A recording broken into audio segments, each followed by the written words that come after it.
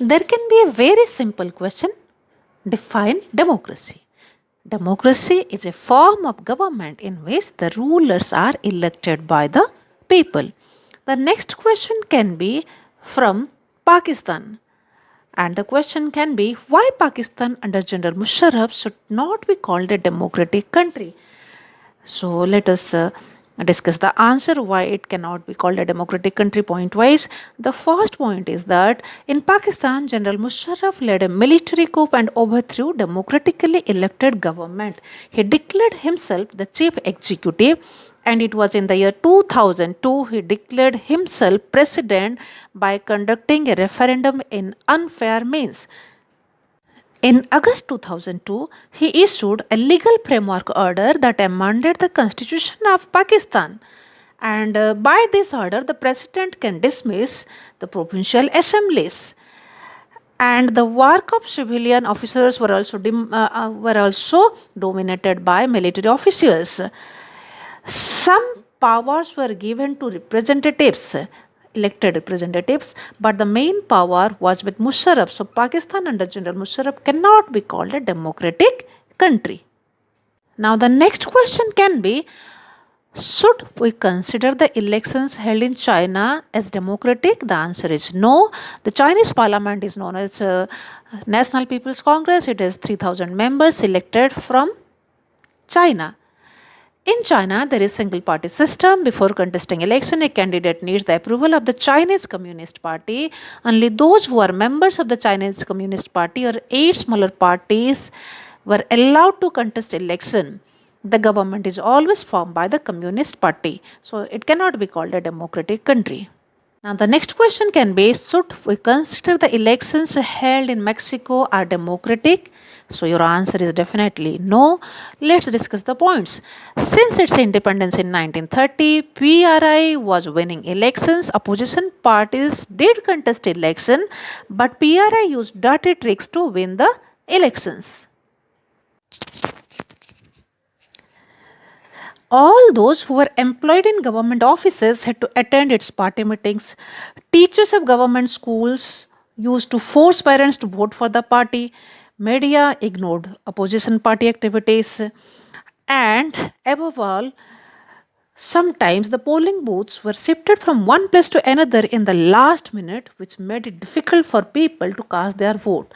A large amount of money was spent in campaigning for its candidates. Also, so all these are ample proof to show that the elected government in Mexico was not democratic. Now let us have a question from the third feature of democracy.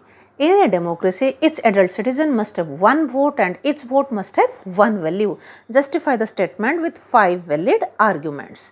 Now the answer is there are many examples of denial of equal rights to vote.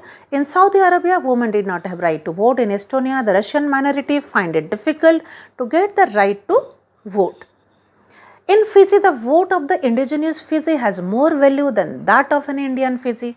Democracy is based on political equality, so it is one of the important feature of democracy that one person should have one vote and that vote must have one value. Now the next question is from the fourth feature of democracy. How is Zimbabwe government undemocratic and autocratic? And the answer is Zimbabwe has been ruled by ZANU-PF, the party that led the freedom struggle. Its leader Robert Mugabe is popular but also uses unfair practices in elections. Over the years, his government has changed the constitution several times to increase the powers of president.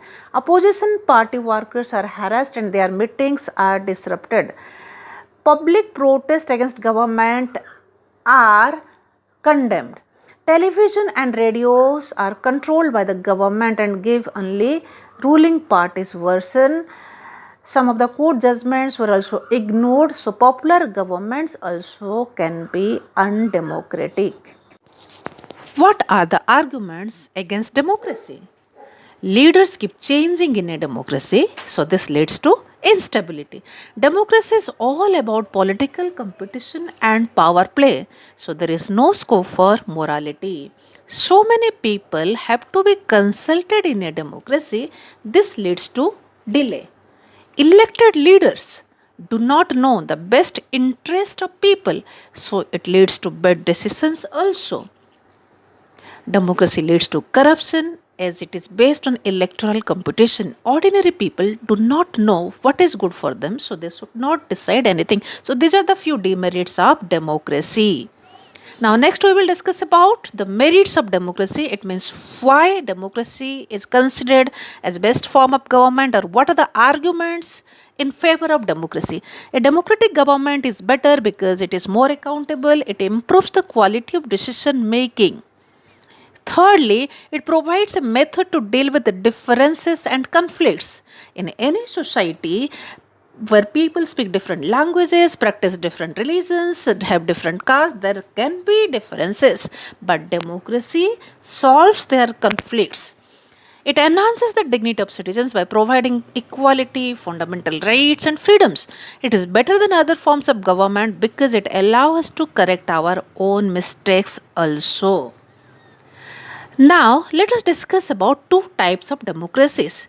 The first type is known as direct democracy. Here, all the citizens assemble in a place and directly take part in decision making.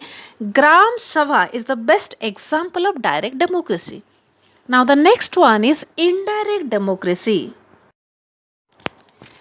Indirect democracy is also known as representative democracy, in which people elect their representatives and those elected representatives take major decisions.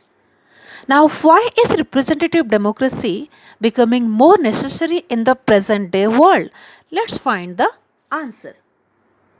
Modern democracies involve such a large number of people that it is physically impossible for them to sit together and take a collective decision. Even if they could, the citizens doesn't have time, desire or skill to take part in all decisions. That's why representative democracies are there.